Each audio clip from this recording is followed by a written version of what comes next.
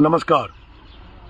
सबसे पहले तो मैं अंता मांगरोल सीसवाली पूरी अंता विधानसभा की जनता का तहे दिल से धन्यवाद दूंगा कि आपने मुझे 14 तारीख को फॉर्म भरने के बाद जो प्यारा आशीर्वाद मुझे दिया, उसका मैं ज़िंदगी भर आपका आभारी रहूँगा। आज कल सुबह से वोट डालेंगे। मैं आपसे अपील करता हूँ कि कल सुबह से बूथ पर जाकर और मेरे चुनाव चिन्ह बैलेट नंबर 9 गन्ना और किसान में वोट देकर मुझे विजय बनाना। अभी मैं गणेशपुरा गांव में आया हुआ हूं। गणेशपुरा गांव ने पहले बहिष्कार किया था, लेकिन इनसे मैं एक दिन बात करके आया हूं और इन्होंने सबने कल वोट देने का मन बनाया है। रोटी बन रही थी चूल्हे पे, तो मैंने कहा भाई मुझे 2 रोटी खिला दो, मैं सुबह से भूखा हूँ। तो रोटी भी गुजर बाबा रोटी भी खिला रहा। और मैं इसलिए लाइव आया हूँ कि अगर मैं आपका एमएलए बनता हूँ तो जो मैंने वादे किए हैं कि मैं भ्रष्टाचार को यहाँ से जड़ से उखाड़ कर फेंक दूंगा। मैंने कई सारी चीज़ें इस दौरान जब मैं विधानसभा क्षेत्र में घुमा हूं तो बहुत सारी समस्या मैंने देखी है। एक तो फसल बीमा का जो पैसा है, मैं चुनाव जीतता हूं तो किसानों को फसल बीमा का पैसा दिलाऊंगा। मांगरोल से जो 12 तक की सड़क टूटी पड़ी है उसको मैं ठीक कराऊंगा। अंता में बस स्टैंड बनाने का प्रयास करूंगा। और मैं कई विधानसभा क्षेत्रों में जब मैं गया हूं तो मैंने देखा है बालदड़ा में बाढ़ आई थी, जब कई मकान और लोगों का नुकसान हुआ था, लेकिन मुआवजा उचित मुआवजा नहीं मिला। तो उसका दोबारा से सर्वे होकर उसका मुआवजा लोगों को दिया जाए। दूसरा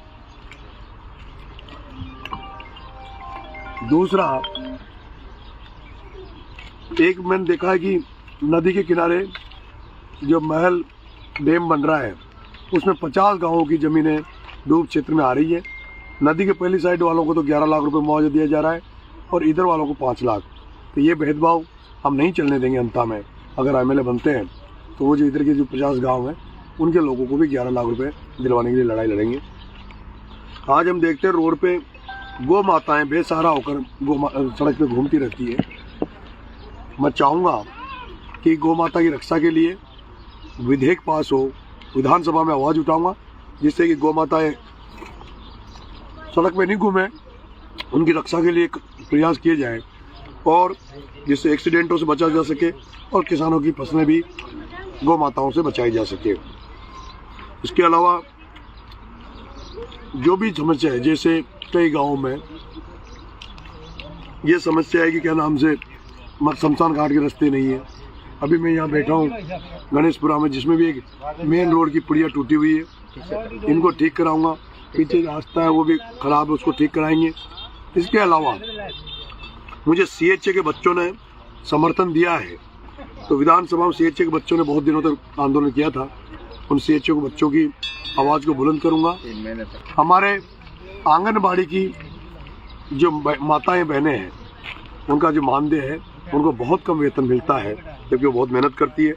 आंगनबाड़ी की जितनी भी माता बहनें हैं उनके लिए कम से कम 10,000 का पेमेंट महीने का होना चाहिए, 15,000 होना चाहिए। इसके लिए मैं लड़ाई लड़ूंगा। इसके अलावा जो हमारे कर्मचारी हैं उनका पेंशन का मामला चल रहा है। मैं ओल्ड पेंशन जो थी उसी को लागू करवाने के लिए उनकी कर्मचारियों की लड़ाई नरेश मीणा लड़ेगा। इसके अलावा हर साल जो खाद की किल्लत आती है, इसका निपटारा हो। अभी परवन वरहत परियोजना का काम चल रहा है, लेकिन बहुत ही धीमी गति से चल रहा है। इसके कारण से पंसावा, बिजोरा, ये कई ऐसी पंचायतें हैं, धामली, सुंदलग, चौक, बामला, जो अभी भी उनके खेत परवन वरहत परियोजना के पानी के लिए इंतजार कर रहे हैं।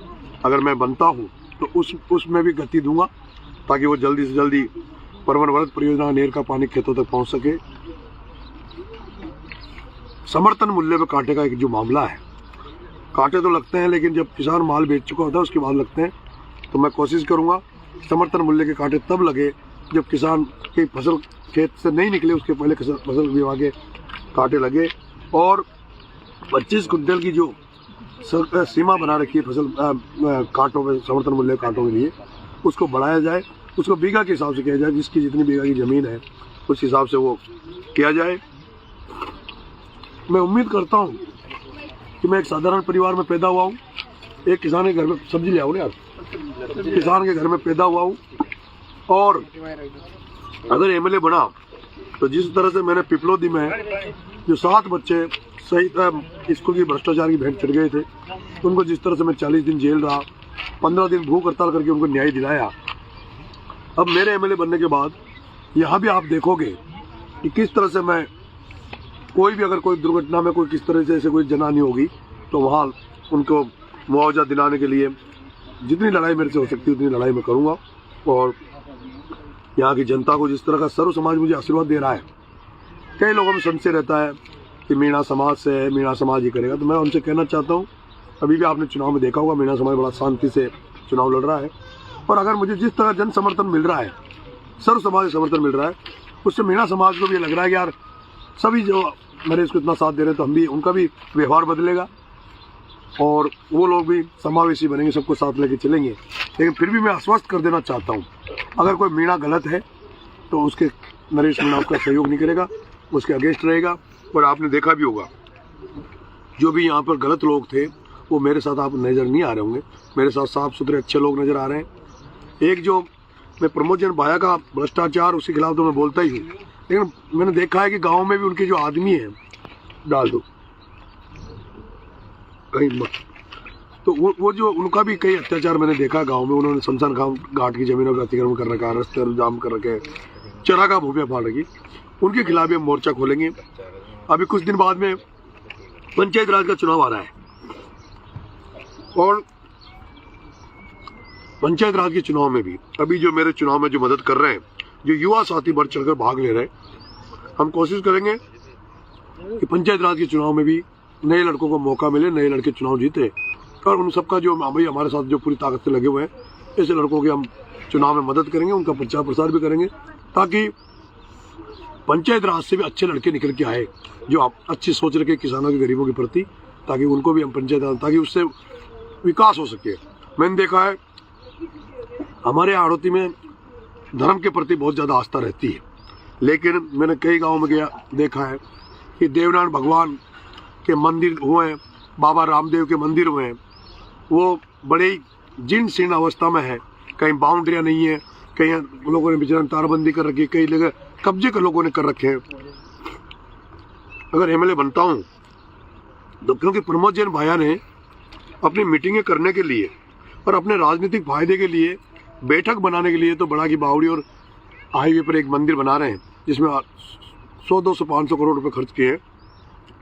अगर वो इन बस्तियों में रामदेवरा मंदिर या देव महाराज के मंदिरों पे लगाता तो उसका बड़ा फायदा लोगों को मिलता और एक उस आस्था से जुड़े हुए लोगों को भी फायदा मिलता। लेकिन एक भी ऐसी जगह नहीं मिली जहां भाया ने कुछ किया हो।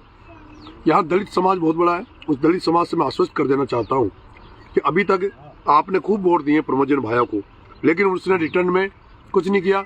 मेरे को एक भी जगह बाबा साहब भीमराव अम्बेडकर की मूर्ति नज़र नहीं आई। शीशवाड़ी में एक मूर्ति नज़र आई बाबा साहब की, वो भी गाँव वालों ने लगाई है।